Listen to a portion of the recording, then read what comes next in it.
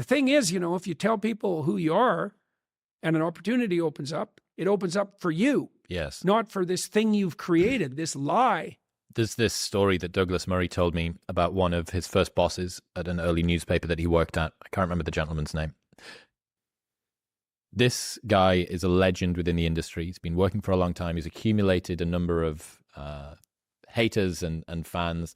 And toward the back end of his career, as Douglas is starting his, he decides that he wants to release a West End play about the life of Prince Charles in rhyming couplets. Adventurous as West End plays go. And obviously there was all of this scrutiny because he was this very well-known individual within the publishing world. And opening night, by the halftime interval, there was no one left in the entire auditorium, including the cast. And this guy was devastated, right? And he was mocked in the press and all the rest of it. Apparently Douglas saw him shortly afterward and asked him kindly. He was like, look, what were you thinking? A West End play about the life of Prince Charles in fucking rhyming couplets? He said, well, Douglas, I followed my instincts. And instincts, they may sometimes lead you wrong, but they're the only thing that's ever led you right. Right. And that stuck with me because... Yeah, well, there's something very relevant there, too, on the instinctual front. Okay, so things will beckon to you and call to you, and you'll have intuitions about which pathway to take. And you will, in all likelihood, follow those, because what else do you have? You have these orienting instincts. This is another reason why you don't lie. Because if you lie and you practice lying, you pathologize your instincts, and then your intuitions lead you wrong. And so there's a sin that's laid out in the Gospels. It's the sin against the Holy Ghost, and it's unforgivable. And people have been debating for like 2,000 years about what this particular sin is. But it's something like the pathologization of the instincts that orient you. Like if you sacrifice your relationship to the truth, you warp your vision, and then you can't see. And then one day it'll be dark and there'll be sharp things in the fog in front of you, and you'll wander right into them because you've pathologized your own vision. Yeah. You don't want to lie because you program yourself falsely, and then you automatically see what isn't there. And then, of course, the world will slap you in the face continually, and you'll think, oh my God, the world's such a pathological place. When the truth of the matter is that no, you just keep running into things that you refuse to see. And then you think, well, the world's made of nothing but obstacles. It's like, well, you put the obstacles in your own path, and you did that by developing these complex, self-serving delusions, a story that you tell other people about who you are that isn't true. You're trying to lay out a map that bears no relationship to reality, and you keep wondering why you wander off the path and into a pit. It's like, well, how could it be otherwise? See, if you really understand this, people have commented to me many times about my bravery, and I don't like that. It's not right. I'm afraid of different things than the typical person. Maybe that's a good way of thinking about it. I'm way more afraid of the consequences of saying something that's false or wandering off the appropriate path than I am of whatever consequences might come for saying what I believe and doing what I believe to be the case. I'm way more afraid of that. I've been reading the Gospel of St. Matthew. I'm writing a book at the moment called We Who Wrestle with God. And one of the things Christ says to people continually is to not damage their vision, is to not put... That's the best way of putting it. Don't occlude your eye. You can see what's in front of you if you're willing to see it. And if you're willing to see it, many of the terrible obstacles in life, you can just walk around. But if you blind yourself purposefully to follow your own narrow, self-serving delusion, you're going to run into terrible things and terrible people and the terrible part of your own soul all the time. That's what you should be afraid of. But the best thing that you can hope for, if you do that, is to fluke success living somebody else's life. Right. Great. Wonderful. Yeah, exactly. You get to be a successful fraud. I remember this documentary about Ron Jeremy. I think they called him the Hedgehog. He was this famous porn star. I've seen a music video with him in, yeah. Yeah, okay. Not one of the world's most attractive people physically. And, you know, he lived in this very interesting world. He lived in this world. He was stopped constantly on the street by people who thought Ron Jeremy was a hero. Right. So he was in hell because the people who admired him were the people who admired... He was surrounded by the people who thought that he was an avatar of success, right? And so he got what he wanted, I suppose. He had easy access to easy women. In other news, this episode is brought to you by Manscaped. If you are a gentleman who is still using an old face shaver from 3 Christmases ago to trim your gentleman's area, what are you doing? Join us here in the modern world. There are purpose-built tools for the job, and the brand new Lawnmower 5.0 Ultra is the tool that you need. It's got a cutting-edge ceramic blade to reduce grooming accidents, a 90-minute battery so that you can take a longer shave, waterproof technology so that you can groom in the shower, and an LED light which illuminates grooming areas for a closer and more precise trim, or if you just want to do it in the dark like a ninja would. Going into the holiday season, you might want to get the man in your life a gift, or hint at him that he's a tiny bit more hairy than you would like, and the Manscaped Lawnmower 5.0 Ultra is the perfect blending of these two worlds. Since we're on YouTube, I can't show you how this actually works, but what I can show you is that transformation right there. That's you, gentlemen. Unwrap the gift of smoothness this season by going to the link in the description below or heading to manscaped.com/wisdom using the code wisdom at checkout for 20% off and free shipping. That's manscaped.com/wisdom and wisdom at checkout. Well, let me give you this. This is why I think the beginning of the incel movement and the black pill movement was born out of pickup artistry.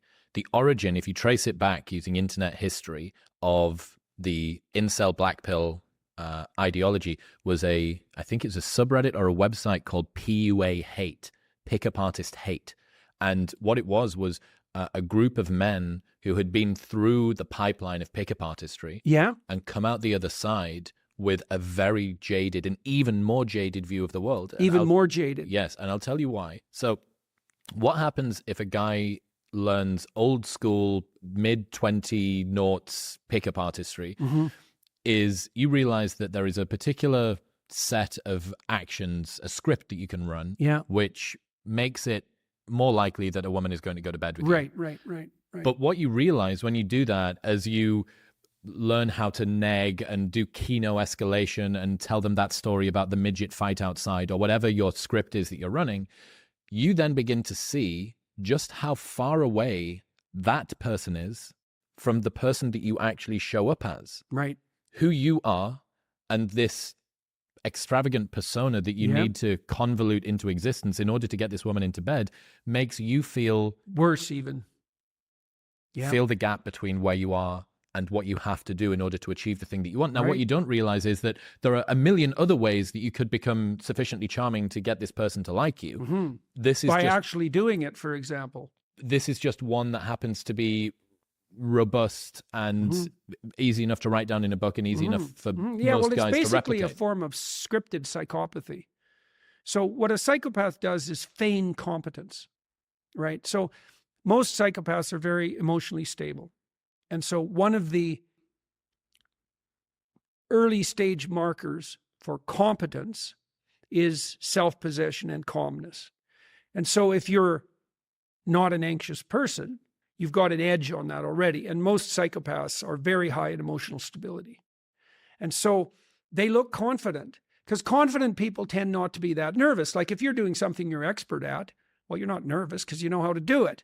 Okay, so the lack of nervousness is a hint to competence. Well, you can feign that. You can feign competence. You can feign confidence. That's what the pickup artists teach. Now, I would say there's even some utility in what they do, right? Because if you're dependent and bitter and resentful and charmless and self-destructive and nervous and socially unskilled, the probability that you're going to be successful with women is very, very low. Okay, so you should be other than who you are. Now, if you start putting on this persona, then you could think about that as a new suit of clothes, and you could learn through that how to fill in the gaps. Fake it until you make it. Absolutely, absolutely.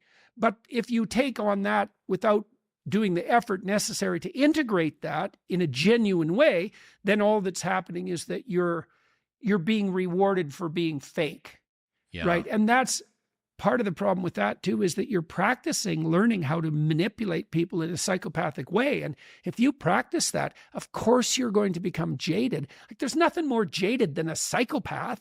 I mean, that's the ultimate extreme of jadedness. And if you practice manipulating, especially if the women happen to be reasonably good women, if you practice manipulating them and you're successful, then you're learning to be one horrible person. Now, as your completely useless, unproductive, and undesirable former self, you weren't exactly stellar to begin with, but substituting psychopathy for that was sort of like substituting cynicism for naivety. Now, as a complex problem, I mean, part of the reason that people like Andrew Tate are so attractive to young guys is because they do put up that confident, that false confidence. Tate's a complicated guy because it's not all false. Real people are complicated the way that like villains in comic books aren't. Tate's a fighter. It's clearly the case that he's got a certain degree of physical bravery. That's real. All right. There's an element of what he says that's very attractive to bedroom basement dwelling losers, because he's at least there out in the world, taking the blows, and he's got a fast car and he's flashy and he's attractive to women. But a lot of what he's done, especially with women, doesn't just border into the psychopathic, it crosses the line. And that's not a good model. It's not an optimal model for people who are trying to progress. But it's a strange thing, because just as cynicism is an improvement over naivety, right, the capacity to be dark is an improvement over the lack of ability to be dark at all. And so Tate is attractive in the way that the shadow beckons to people who are undeveloped, right? Because it does. It's like you're neurotic and you're dependent and you're repressed because you're immature and harmless. Well, one way out of that is to stop being harmless. And one of the things you can say about Tate is that he's not harmless. Right. Well, it's a virtue. Now, it's a virtue that has to be bracketed. It's like cynicism is a virtue compared to naivety, but it's not virtuous in and of itself. It's a step on the way. And so maybe you can learn how to feign confidence, and you can learn how that works, and maybe that's an improvement. I had a guy in my clinical practice who got involved with the pickup artist community, and he taught me a lot about it. And one of the exercises that their initiates had to do was to go out and ask 50 women for their phone number in one day. And that's a great exercise, and I'm not exposure therapy, approach anxiety. Absolutely. Getting over your fear of rejection, right? Yeah. And 50 times will do that, because you're going to get rejected the vast majority of 50 times. But, likely 50 times. Although generally that wasn't people's experience. You know, if they were even vaguely skilled, they'd at least get a false phone number out of the deal. But then they learned that the rejection wasn't as catastrophic as they thought. But more importantly, they learned that they could continue moving forward in the face of rejection. So the thing that it makes me think about there is intellectual humility and how tightly people hold on to their beliefs, that if you believe that you are always going to be right, that there is nothing to learn outside of you, and that any kind of admission that you might be wrong is tantamount to destruction, it does exactly the same thing. You need to, and it goes back to asking stupid questions, being prepared to ask the stupid questions and look not like the most informed person in the room, but also importantly, nowhere near the most stupid person in the room, because you're the one that's asking the question. Well, the stupidest person in the room is the person who doesn't know and won't ask. Or even worse, who doesn't know and won't ask and acts like they know. That's not good at all. There's from your... See, that's part of that idea that you should love your enemy. So you might say, well, why should you do that? Well, your enemy is going to be your harshest critic. Now, it's possible that if you have a very good enemy, that he will show you flaws in your character that you didn't know were there. And so it's a very strange way of looking at the world, to think that you should welcome an attack. This is right. I'm saying that with all due caution, let's say. The more vicious the attack,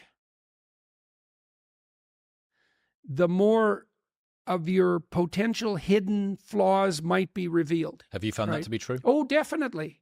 But I've also found that the attacks force you to contend with it, to see if it's there, right? To test it. I suppose the attacks that have come after me that have been most successful, they're almost always journalists. And they're usually British female journalists, but not always. We produce a nation of hard-hitting journalists. Yeah, well, and faith in journalists is the lowest in the UK and anywhere in the Western world. And I can see why, but there's some advantage. There's some real advantage to facing someone. It's a Pharisee problem. In the Gospels, Christ was always contending with these Pharisees. And what the Pharisees were always trying to do was to lay a verbal trap for him. So is a Pharisee a person? Pharisee was a Jewish sect. Okay. And the Pharisees were very legalistic in their interpretation of Mosaic law. And so they were hypocritical, the way they're portrayed in the Gospels. And they're hypocritical by the book moralists. And most of their morality was for show. They liked to pray in public. They liked to be seen being holy.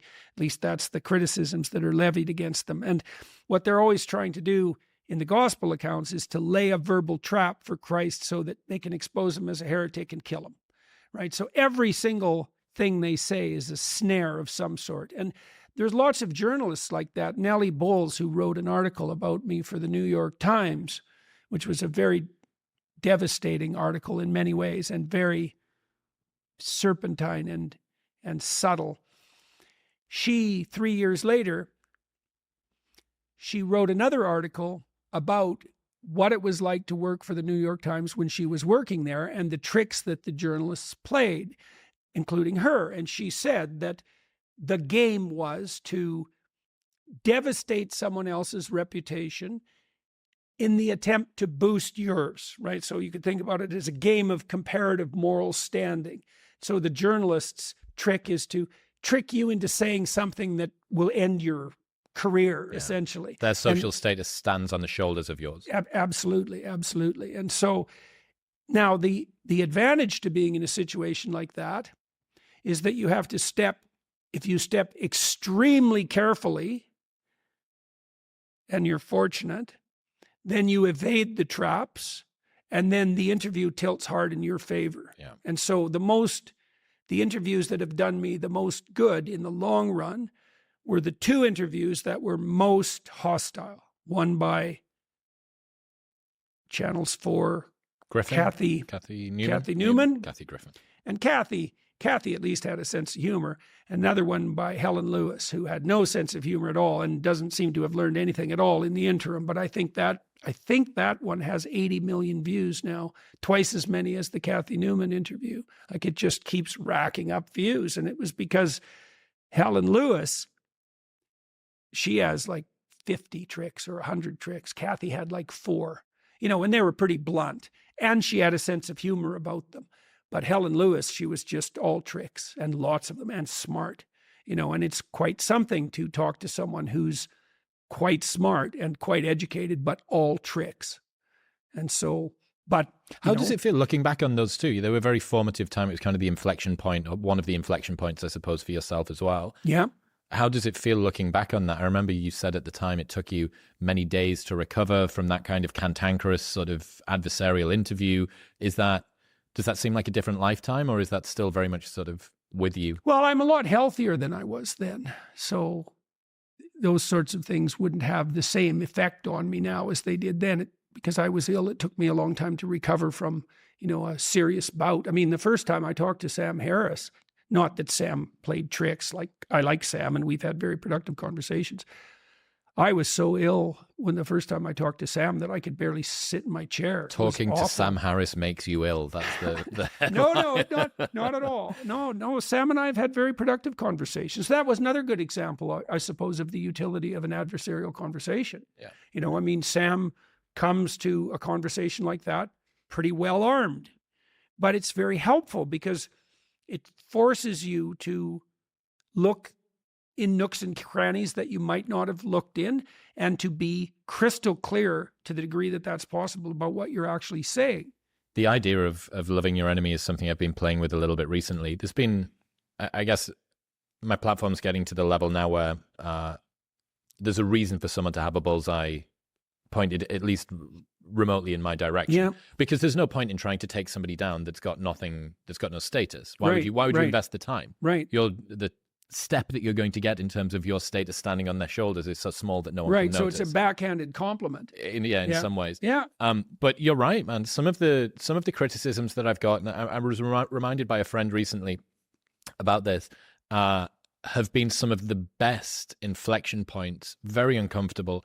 And to see it as a gift, to think about that thing as a gift. It's like, I know that you weren't doing this to make me better. Yeah. I know that you weren't doing this to try and benefit me. And yet, yeah. In reflection, it's like alchemy. It's like how Rory Sutherland calls it alchemy, taking something that was bad. I had this reflection as well. We've learned, my family's learned, like when a public attack occurs, there's a massive opportunity nested in it. If you can reorient, it's like, okay, this is bad. This is vicious. This does not look good. And maybe it could take me out, take us out. Is there a way we can play with this that will not only neutralize it, but twist it in the other direction? I think the thing we did that was most effective on that side of things was when I was written into Captain America as I spoke to you that day. Red Skull. I spoke to you that day that it happened. Yeah. The magical super Nazi, floating Nazi or whatever. Yeah. Well, it was shocking, right? It was very shocking. And then Olivia Wilde. Yeah, that was shocking too. Yeah. There's a litany of yes. Of Well, and it became increasingly preposterous, and the Olivia Wilde episode was one of the. That was so preposterous that it was almost immediately laughable. I think mercifully that film was so badly made, and I'm pretty sure that she'd cast her boyfriend as got rid of someone that was super competent and put somebody in that was pretty incompetent. And I think that kind of caused it to flub. But yeah, man, the enemy thing, I've ended up becoming really good friends with one of my harshest critics. It's so strange, and yet makes complete sense afterward. You had How did you end up making friends? So I got criticized by a pair of podcasters who do this. They kind of take down or they have a very critical eye of much of the podcasting world. And they did an episode about an episode that I'd done, and they have a right of reply thing. Oh yeah. Sam's been on to do it. Who else has been on to do it? I did it. A couple of other, Constantine Kissin's been on to do it. And I went on, and there was a bit of, like, I listened to their show. I think it's a very illuminating way to see how people that have a different perspective about what's going on in your world see it. And I was like, yeah, I got the opportunity to go on and have a conversation, and I did. And I found them to both be like way more charming than I thought that they were going to be. And I've ended up, both Chris and Matt, although Matt less so, but with Chris, like, we must speak once a month, every couple of weeks. One of us will just ring and we'll catch up about what's been going on in the world. And he has a very different sort of worldview to me. He lives in a different area of the world. He's a psychologist studying religion, I think, and sacred rituals and stuff like that, rituals rather than religion. And now he points out blind spots that I don't see. And that one particular instance it was really uncomfortable, because this was 3 years ago or something now, maybe.